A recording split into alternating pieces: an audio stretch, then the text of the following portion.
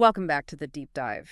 Today, we're cutting through some of the complexity around high blood pressure.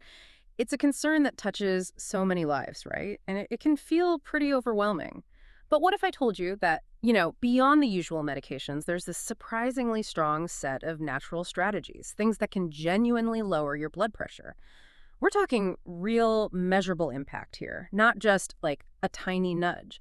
So our mission today is to sift through the research, figure out which lifestyle tweaks and supplements actually have solid evidence behind them, and frankly, to look at where products like Cardio Shield might fit into that scientific picture. Exactly. High blood pressure, hypertension, it's more than just a reading on a cuff. It's a really significant, though often silent risk factor for serious things like heart disease and stroke.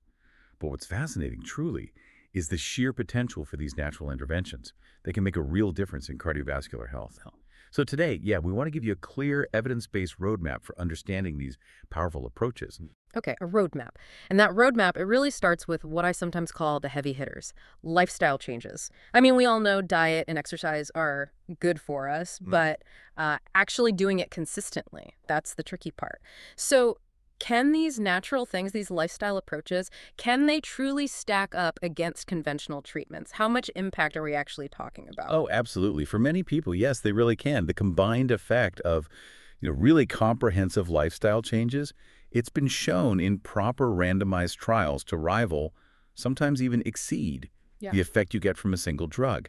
And what's more, these reductions, they don't just add up. Often they sort of multiply when you combine them effectively. These aren't just like vague suggestions.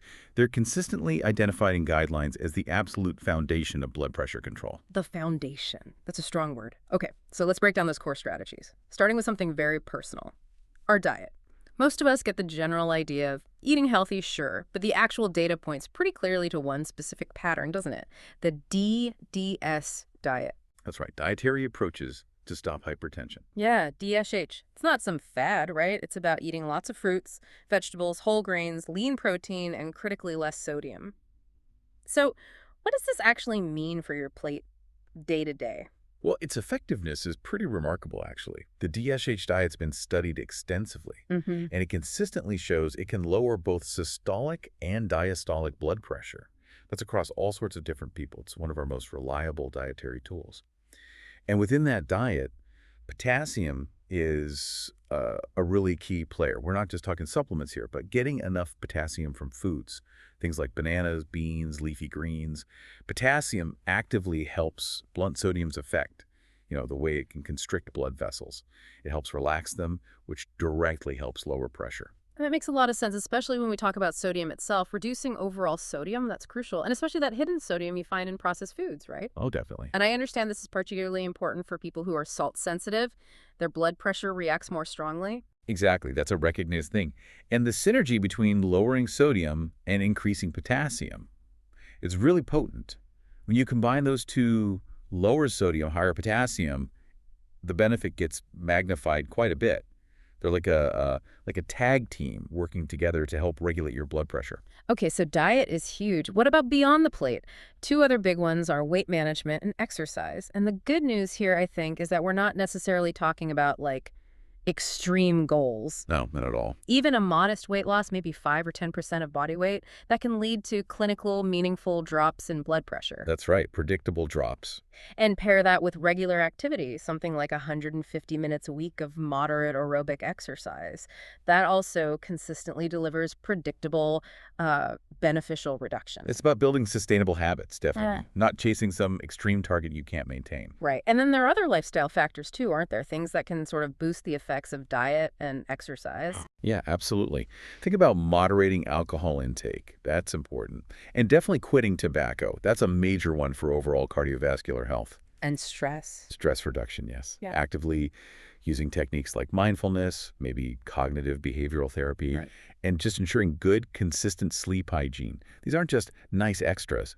They directly influence the body's systems that, regulate your blood pressure. They can really amplify the benefits of the other changes. Okay, so we've firmly established lifestyle changes are the cornerstone. Absolutely number one.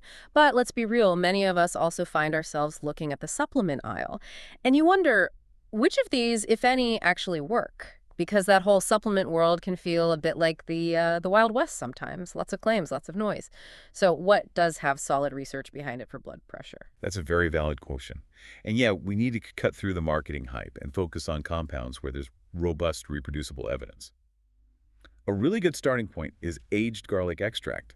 Not just any garlic powder, but specifically aged extract.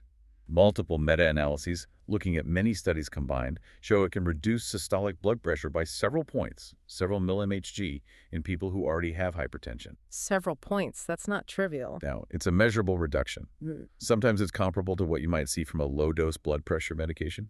But the key is aged garlic extract and using it at the doses studied in the clinics. The form and the concentration of the active compounds, they really matter. The thinking is it works partly through generating things like hydrogen sulfide and nitric oxide, which are potent vasodilators. They help relax blood vessels. Interesting mechanism. Okay, aged garlic extract. What else sort of makes the cut in terms of clinical significance? Coenzyme Q10 or CoQ10, that's another one with significant backing. Several trials, again, meta-analyses too, they report moderate reductions in systolic BP, particularly helpful, it seems, in folks who have existing cardiometabolic risk factors. Like heart disease risk, diabetes risk. Exactly. CoQ10 is vital for cellular energy. It's a powerful antioxidant. Both things support healthy blood vessel function. Okay. And what about minerals? Magnesium often comes up in these conversations. Right, magnesium. The data there shows small, but generally consistent decreases in blood pressure. It seems especially noticeable in people who have insulin resistance, or maybe started with low magnesium levels. We're typically talking doses of a few hundred milligrams per day in the trials. It helps relax the smooth muscle and blood vessel walls, influencing that overall vascular tone. Gotcha. So garlic, CoQ10, magnesium. Are there other botanicals or compounds showing promise? Maybe with slightly less evidence, but still interesting. Absolutely. Hawthorn, the botanical name is Crataegus, had some randomized trials, suggesting it can modestly lower blood pressure over several weeks. It often seems beneficial for milder hypertension or maybe as an add-on therapy.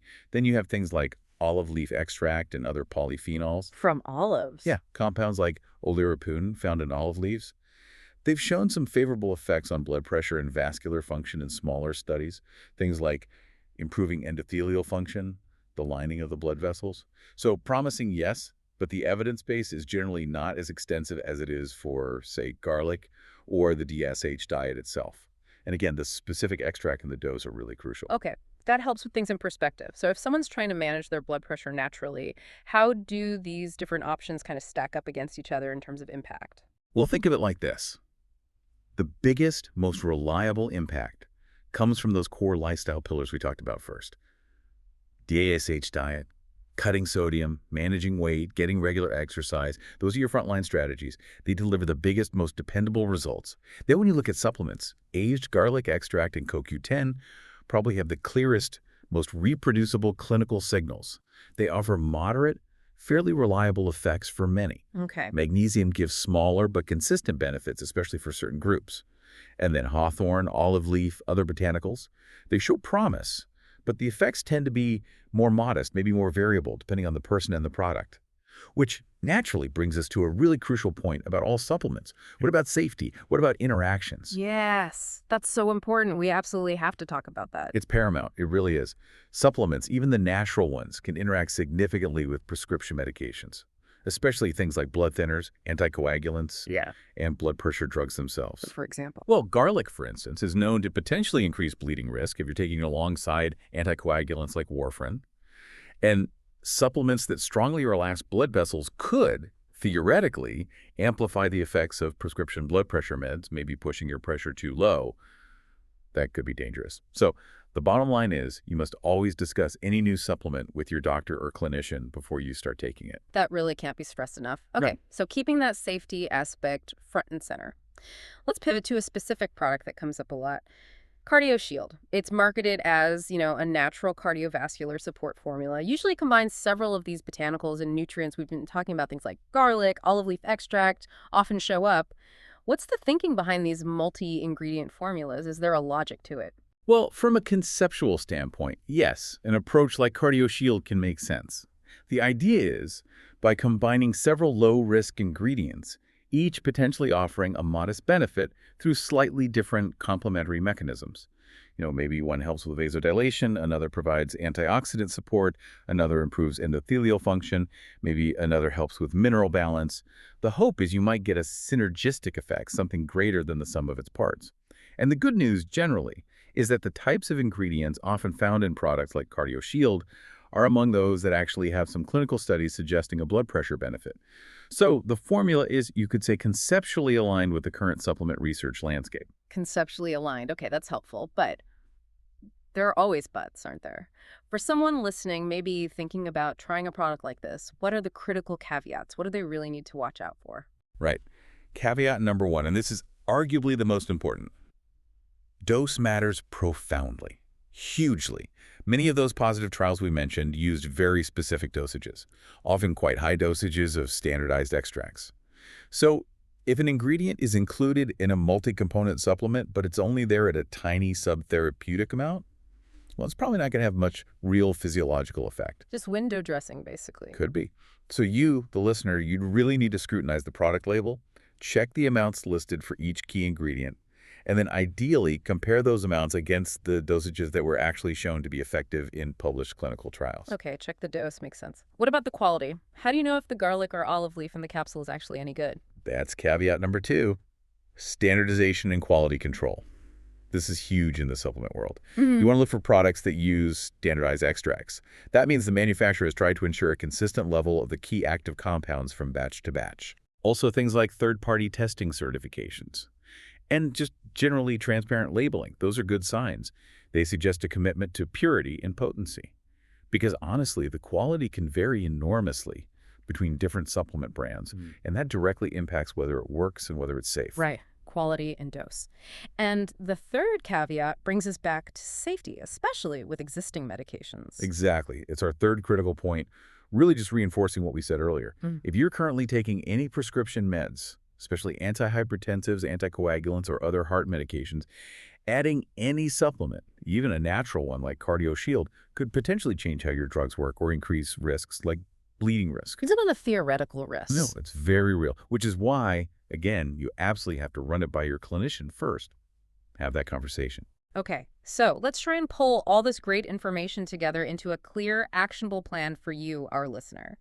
If you want to explore natural ways to manage blood pressure safely and effectively, what's the recommended approach? Step one, first and foremost, you start with lifestyle, period. Really commit to implementing that DAH-style eating pattern. Focus on whole foods. Drastically cut back on processed stuff to lower your sodium. Actively seek out those potassium-rich foods. Prioritize getting to and maintaining a healthy weight.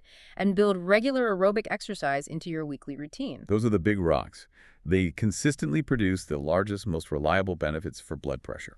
Okay, step two. If you want to explore supplements, think of them as adjuncts. They support your lifestyle efforts, they don't replace them. Exactly. So discuss evidence-backed options like aged garlic extract, CoQ10, maybe magnesium with your clinician.